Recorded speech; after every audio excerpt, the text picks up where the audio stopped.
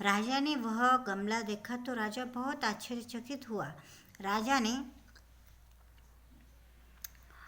प्रसन्नता से उसे पूछा कि तुम यही गमला लाने गए थे क्या? वास्तव में वे फूल बहुत सुंदर थे। उनमें जामुनी, लाल तथा नीले रंग की पंखुड़ियाँ थीं। कौन से? जामुनी, लाल तथा नीले। तितली के पंखों के समान वह पंखुड़ियाँ थीं। राजा ने गमले को अपने सिंहासन के पास वाली छोटी मेज पर रखवाया।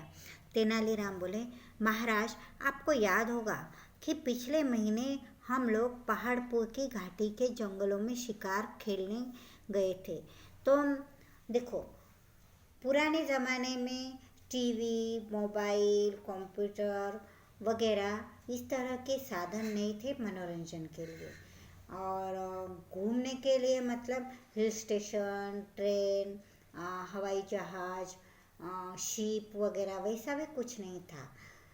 तो इन लोगों को घूमने के लिए ये कहाँ पर जाते थे? शिकार के लिए। मनोरंजन के लिए क्या करते थे? तो शिकार करते थे। तो ये लोग पहाड़पुर की घाटी मतलब जंगल रहता है, वह क्या बोलता है, विभाग। तो पहाड़पुर की घाटी के जंगलों में राजा और तेनालीराम शिकार करने गए थे। तो राजा ने इस अनोखे गमले को एकटक देखा। घंटों देखते रहे राजा इस गमले को। आपने वहाँ से पहरेदार से इसके विषय में पूछा तो मैं समझ गया था कि यह पौधा आपको बहुत पसंद आया है। अतः मैंने सोचा क्यों ना आपकी यह इच्छा आपके जन्मदिन पर पूरी की जाए। और राजा की इच्छा थी कि इस तरह का इस तरह का पौधा हमारे राज्य में रहे। लेकिन हम शिकार करके लौट आ गए, लेकिन आपकी इच्छा मतलब पूरी नहीं हुई। इसीलिए मुझे ऐसा लगा कि मैं आपकी इच्छा पूरी करूं। यह सुनकर राजा प्रसन्नता से झूम उठा। वह बोले, तेनालीराम, तुमने मुझे बहुत प्रसन्न किया है। इस उपहार के द्वारा मेरे प्रति अच्छी भावना रखने का प्रमाण दिया है। हृदय से दिया गया तुम्हारा यह साधारण सा उपहार भी मेरे लिए सभी मूल्यवान उपहारों से अधिक मूल्यवान है। यह अनमोल उपहार है। मुझे हीरे जवाहरात मिले, बहुत सोने मिले, कपड़े मिले, बहुत तीनों। इस उपहार से भी मूल्यवान उपहार मतलब क्या बोलते हैं, बहुत महंगे महंगे उपहार मिले। लेकिन तुम्हारा ये उपहार क्या है? मूल्यवान है, अनमोल है। राजा को तेनालीराम का उपहार कैसा लगा? अनमोल।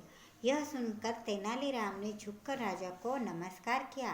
इधर वह ईर्ष्यालु दरबारी चुपचाप नजर झुकाए खड़ा था। जिस दरबारी ने राजा के कान भरे थे, राजा को भड़काया था, वह ईर्ष्यालु मतलब दूसरे की प्रगति से जलने वाले, उसे कहते हैं ईर्ष्यालु। तो ऐसा ईर्ष्यालु दरबारी राजा ने जब तेनालीराम की स्तुति सुमनों से स्वागत किया तो वह चुपचाप नजरें झुकाए अपमानित सा खड़ा रहा। तो देखो बच्चों, यह हमारा अनमोल उपहार बहुत ही मतलब सीख लेने वाला उपहार है। इससे यह सीख मिलती है कि हम अपने लोगों को हमने उपहार देना चाहिए।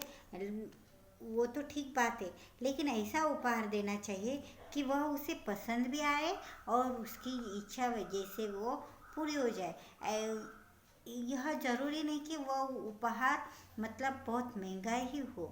वह उपहार ऐसा हो सिर्फ उसके काम आए और उसको प्रसन्न रखे, उसे खुशी दे। ऐसे उपहार से मतलब सामने वाला भी खुश हो जाता है और हमें भी एक समाधान सा भाव हमारे मन में उपस्थित रहता है। तो यह अनमोल उपहार, यह लेसन हमारा यहाँ पर ख़त्म होता है। इसके निम्नलिखित प्रश्नों के उत्तर लिखो। ख वाला यह मैं आपको फ़ोटो सेंड करूँगी गूगल क्लासरूम पर, और बुक वर्क भी भेजूँगी। तो बुक वर्क तुमको कहाँ पर करने का है? तुम्हारी बुक में करने का है बुक वर्क। और निम्नलिखित प्रश्नों के उत्तर लिखिए, यह आपको आपकी नोटबुक में लिखने के। Okay, have a nice day.